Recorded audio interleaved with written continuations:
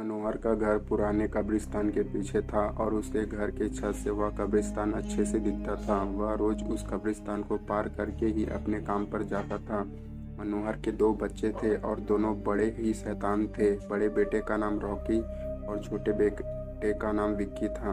एक बार गर्मी की छुट्टियों में रॉकी और विक्की की बहन सोनिया भी आई हुई थी। तीनों मिलकर रात के लगभग 12 बजे एक रूम में ट्रूथ और डेयर खेल रहे थे। रॉकी सोनिया से पूछता है कि तुम ट्रूथ लोगी या डेयर। सोनिया डेयर लेती है और पूछती है कि तुम लोग कुछ खतरनाक करने के लिए तो नहीं कहोगे ना।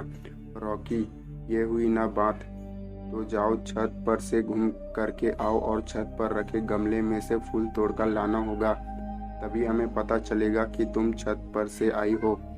सोनिया, छत पर से तो कब्रिस्तान दिखती है। नहीं, मैं नहीं जाऊंगी। रॉकी और विक्की दोनों सोनिया को छत पर जाने के लिए जबरदस्ती बोलते हैं। सोनिया छत पर जाती है और जैसे ही गमले में लगे फूल की तरफ बढ़ती है तभी उसकी नज़र कब्रिस्तान की ओर पड़ती है। कब्रिस्तान में एक बड़ा सूखा पेड़ होता है। वह देखती है कि उस पेड़ पर एक सर कटी हुई लाश लटक रही होती है। सोनिया उसे देखती है और जोर से चिल्लाती हुई बेहोश हो जाती है। फिर जब सोनिया बहुत देर तक छत पर से नहीं लौटती है तो रॉकी और विक्की दोनों डर जाते हैं और वह छत पर जा कर के देखते हैं तो पाते हैं कि सोनिया बेहोश पड़ी है। वो तुरंत मनोहर को बुलाती है और सारी बात बताते हैं। मनोहर, तुम तीनों को ऐसा खेल खेलने की ज़रूरत क्या थी?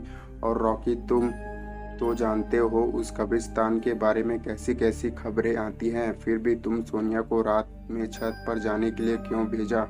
रॉकी, सॉरी डैड, मुझसे गलती हो गई, हम आगे से ऐसा नहीं करेंगे। मनोहर, और फिर कभी दोबारा ऐसा काम किया तो तुम दोनों को उसी कब्रिस्तान में छोड़ आऊँगा। अच्छा सोनिया बेटी, ये बताओ तुमने वहाँ ऐसा क्या देख लिया था कि तुम वहीं बेहोश हो गई? सोनिया सहमी हुई हालत में मनोहर को सारी बात बताती है कि उसने क्या देखा। मनोहर ने उस कब्रिस्तान के बारे में ऐसी खबरें पहले भी सुनी हुई थी, इसलिए वह सोनिया को डांटता नहीं है और बच्चों को संभलकर रहने की सलाह देता है।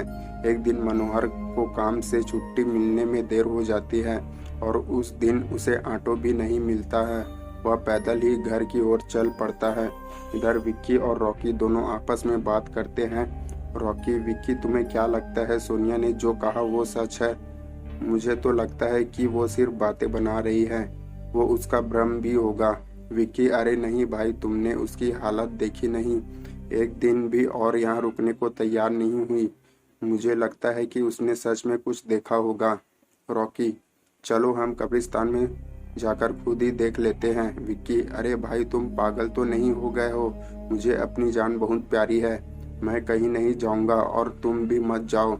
विक्की के मना करने के बावजूद रॉकी नहीं मानता है और वह अकेले ही कब्रिस्तान की ओर चल देता है।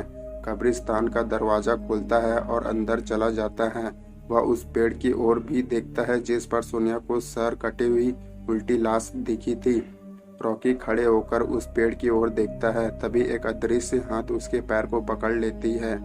रॉकी डर जाता है और जोरों से चिल्लाने लगता है, बचाओ बचाओ, छोड़ दो मुझे, मुझसे गलती हो गई, मैं फिर कभी यहाँ दोबारा नहीं आऊँगा। दूसरे कोने पर एक कब्र होती है जो कि खुली हुई होती है, उसके ऊपर खून लगा हुआ होता है। वह अदृश्य हाथ रॉकी को खींचकर लाते हैं और उस कब्र में ढकेलने की कोशिश करने लगते हैं।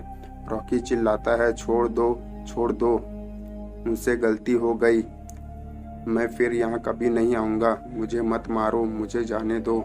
मनोहर काम से पैदल घर पहुँचने वाला ही होता है। जैसे ही वह कब्र से गुजरता है उसे रॉकी की आवाज़ सुनाई देती है।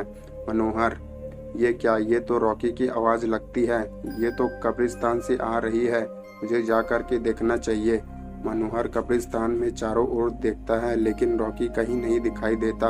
वह घर लौटकर आ जाता है और विक्की से पूछता है कि रॉकी कहाँ है। विक्की, पापा मेरे बार बार मना करने के बावजूद भी रॉकी कब्रिस्तान में चला गया। वो जानना चाहता था कि सोनिया जो कह रही थी वो सच है या नहीं। मनोहर, हमारे पास समय बिल्कुल भी नहीं है, जाओ घर के मंदिर में शंख में जो जल रखा है वो जल्दी से ले करके आओ, हमें रॉकी को खोजने कब्रिस्तान जाना पड़ेगा। विक्की जो जल लेकर आता है, मनोहर और विक्की कब्रिस्तान में जाते हैं। मनोहर जल छिड़कता है, फिर उसे किसी के घसीटने की निशान दिखाई देता है। वह समझ जाता है, फिर उस निशान का पीछा करते हुए कब्र तक पहुंच जाता है। मनोहर कब्र के आसपास वो जल छिड़कता है। कब्र से अजीब अजीब सी आवाज आती है।